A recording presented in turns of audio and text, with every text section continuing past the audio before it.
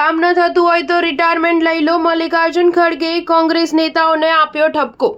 કોંગ્રેસે આગામી ચૂંટણીઓ માટે અગાઉથી જ તડામાર તૈયારીઓ શરૂ કરી દીધી છે। પહેલા બિહાર અને હવે ગુજરાતમાં ચૂંટણી માટે પોતાના કાર્યકરો અને નેતાઓમાં જુસ્સો જગાડવા પ્રયાસો કરી રહ્યું છે।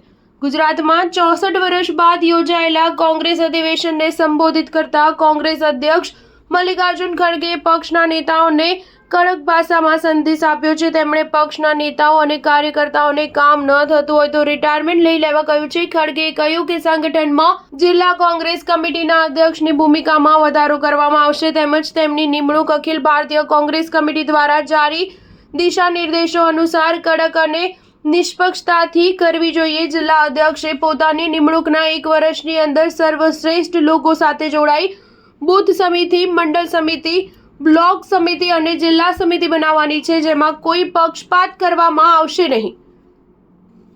ખડગેએ પક્ષમાં નિષ્ક્રિય ભૂમિકા ભજવતા લોકોને આકરા શબ્દોમાં કહી દીધું છે કે જે લોકો પક્ષમાં કામ કરી શકતા નથી તેમણે આરામ કરવાની જરૂર છે। તેઓ પોતાની જવાબદારી નિભાવી શકતા નથી તો તેમણે હવે રિટાયરમેન્ટ લઈ લેવું જોઈએ।